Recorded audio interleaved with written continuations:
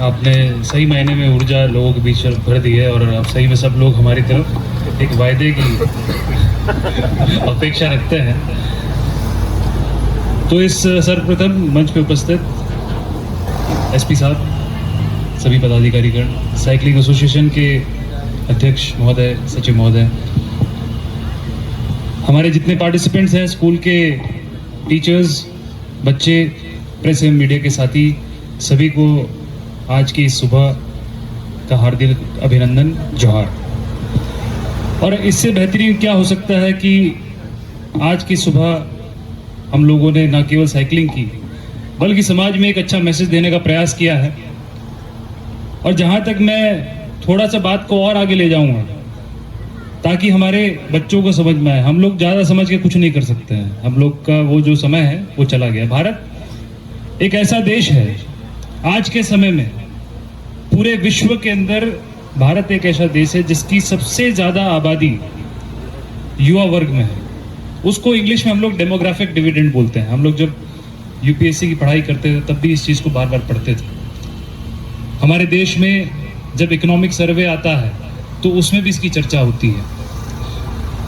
और लेकिन हम इसको सही मायने में समझ नहीं पाए कभी भी कि क्या ये हमारे ऊपर एक बर्डन है, एक बोझ है, या क्या ही हमारे लिए एक बहुत बड़ा अवसर है। मैं ये मानता हूँ कि ये हमारे लिए, हमारे देश के लिए एक बहुत बड़ा अवसर है, जो प्रगतिशील है, जो विकसित होना चाहता है।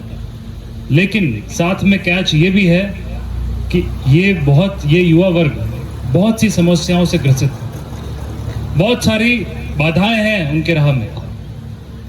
हम लोग जब युवा वर्ग में थे, जब हम लोग बच्चे थे, स्कूल में थे, अगर किसी चीज़ की टेंशन होती थी तो हम लोग एक दूसरे को शेयर करते थे। हम लोग कुछ स्पोर्ट्स एक्टिविटी करते थे, शाम में कहीं घूमने जाते थे। मैं जैसे क्रिकेट खेलता था और भी स्पोर्ट्स खेलता था, उससे लोगों के बीच में इंटरेक्शन होता था, तो मेरा जो स्ट्रेस है वो उस तरफ, उस डायरेक्शन में निकल जाता था और वो पॉजिटिवली आगे उभर के आता था।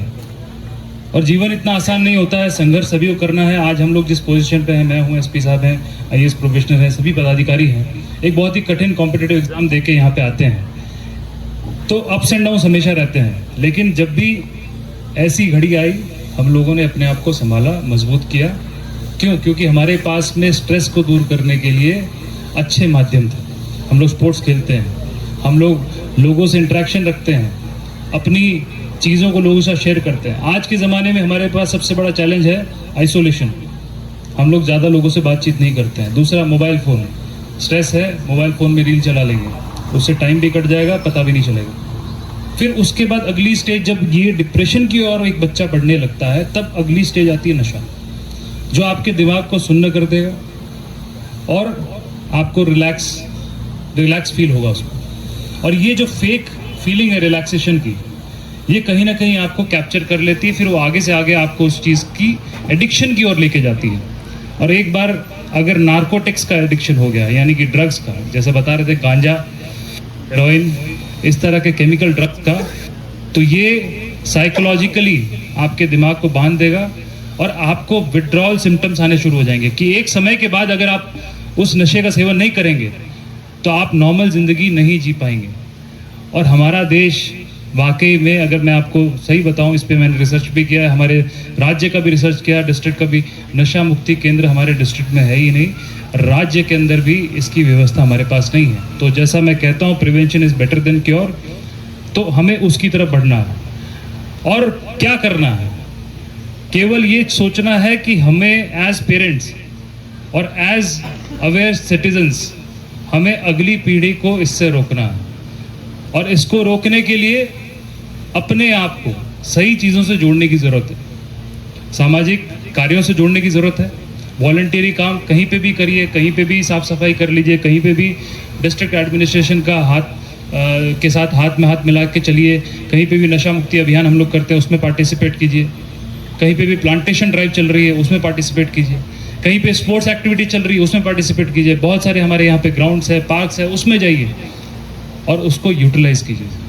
आई can tell you with guarantee कि अगर आप पॉजिटिव चीज़ों से अपने आप को जोड़ेंगे तो कभी नेगेटिव चीज़ों की तरफ जाने की ज़रूरत नहीं पड़ेगी। और इससे मैं वही व्यक्ति समझ सकता है जिसने अपने परिवार में किसी नशे की चपेट में किसी युवक को, अपने परिवार के साथी को देखा है, वही इस चीज़ को समझ सकता है।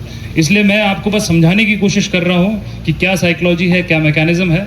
बट आज मैं आपको बताना चाहता हूँ कि आज भी हम एक बहुत बड़ी अपॉर्चुनिटी देखते हैं अपने डिस्ट्रिक्ट में, अपने बच्चों में।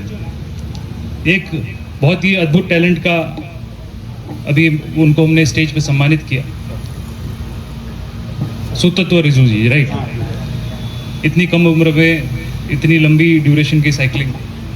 तो मैं ये मानता हूँ और मेरी ये सोच भी है कि झारखंड में, मुझे लगता है अगर देश के हिसाब से देखा जाए तो यहाँ की जेनेटिक्स, यहाँ के जो बच्चों में, जो लोगों में जेनेटिक्स हैं, खास करके हमारे जो पठारी क्षेत्र है उसमें कहीं ना कहीं athletics, track and field activities के लिए बहुत अद्भुत है, बहुत एप्ट है। हमें इस चीज़ को सोचने की ज़रूरत है साइंटिफिकली भी।